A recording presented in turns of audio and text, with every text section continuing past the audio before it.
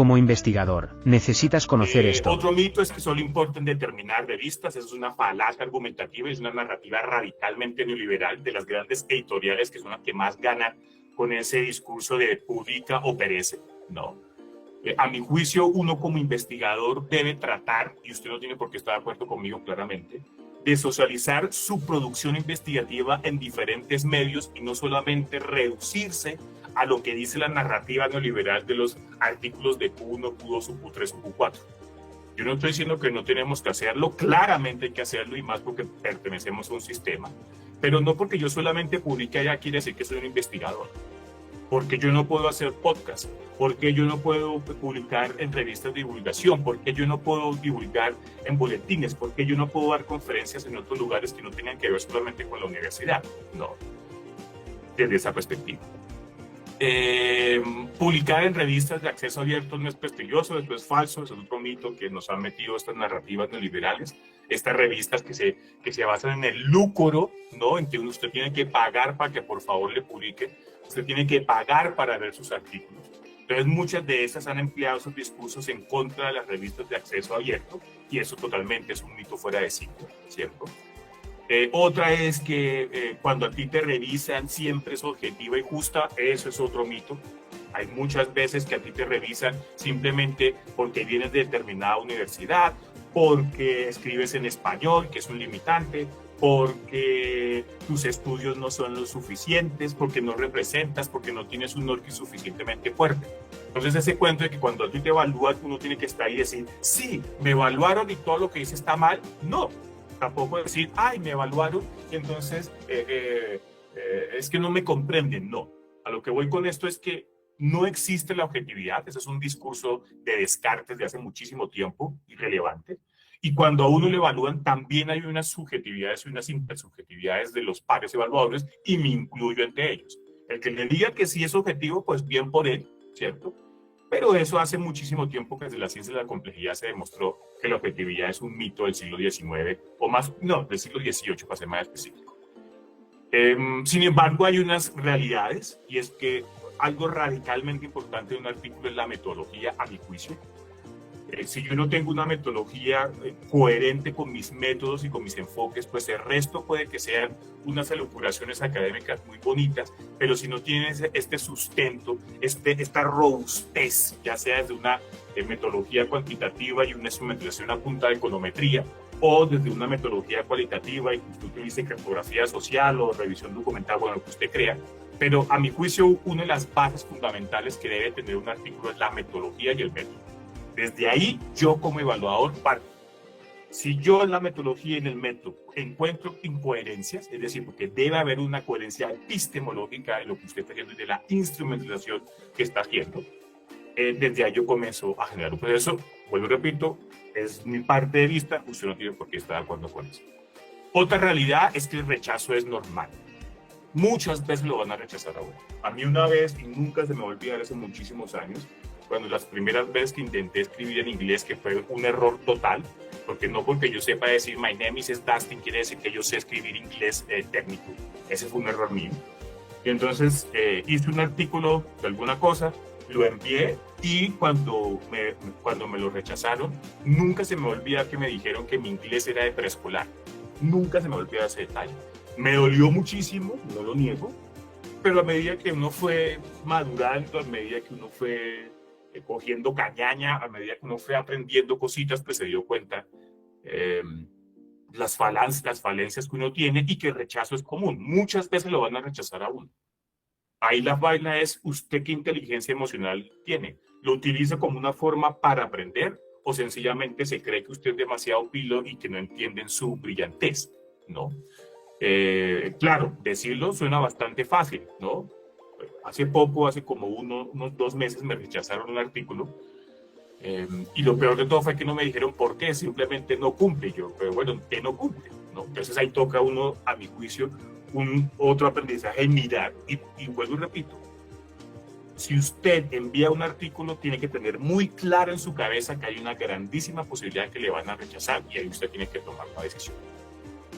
Otra cosa, otra realidad, hay que hacer networking en los artículos. Es decir, Yo soy Dus35 Gómez Rodríguez. ¿Quién es Dus35 Gómez Rodríguez? Nadie. Así de sencillo. Pero Dustin conoce otros personajes que pueden ser muy pilos en determinadas categorías o en determinada instrumentación matemática, o tienen una conciencia lingüística más amplia que él, y la unión de ellos hace un artículo mucho más robusto que hace que se amplíen los nichos de mercado y los nichos de cooperación frente a ese proceso. A mi juicio, un artículo debe hacerse con varias personas. Porque si yo no soy nadie, pero yo tengo a alguien que me reconoce, pero tengo otras personas, hay mayor posibilidad de ampliar y que haya la posibilidad de que me lean. Porque a mi juicio, yo hago un artículo es para que me lean. Yo no hago un artículo para que sencillamente se quede allá en la narrativa y decir, uy, publiqué. No, a mí lo que me interesa es, yo lo que hice a alguien le pudo servir, ya sea desde el punto de vista académico para sustentar un documento, o ya sea para la transformación productiva, o ya sea para la reconfiguración del tejido social, donde yo estoy haciendo mis desconstrucciones y construcciones del territorio y la territorialidad. ¿No? La importancia del impacto radical, porque ahora no solamente, vuelvo y repito, es publicar, porque eso hay que hacerlo, punto. Así de sencillo. Usted tiene que publicar si usted se considera investigador. Además de eso, su investigación tiene que ser pertinente y medible. Ya ahorita las especulaciones son importantes, yo no estoy diciendo, pero dado que, por ejemplo, Colombia, que es lo que yo tengo más o menos nociones, pertenece a la OCDE, y la OCDE es la que establece cuáles son los lineamientos de investigación y cuáles son las líneas que se van a indagar.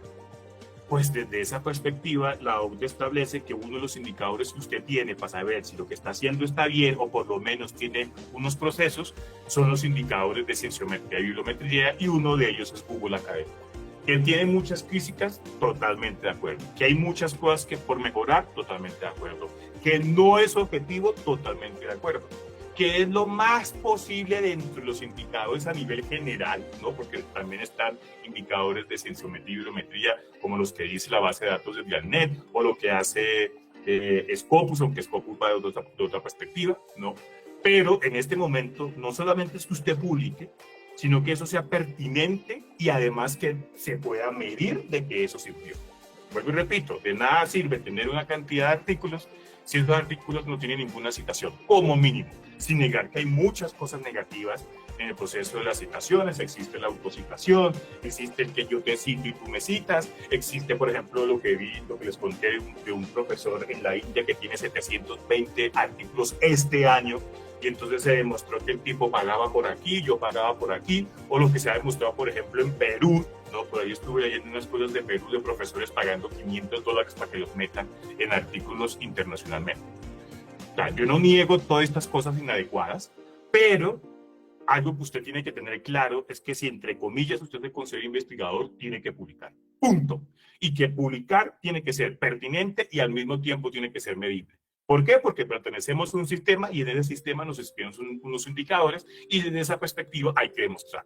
¿Qué es la mejor forma? No me atrevo a decir que sí ni que no, pero sí es una forma por lo menos que usted puede reflejar, caracterizar, describir algunos de los impactos que usted tiene como investigador, que es para la transformación y la construcción y la deconstrucción de una sociedad.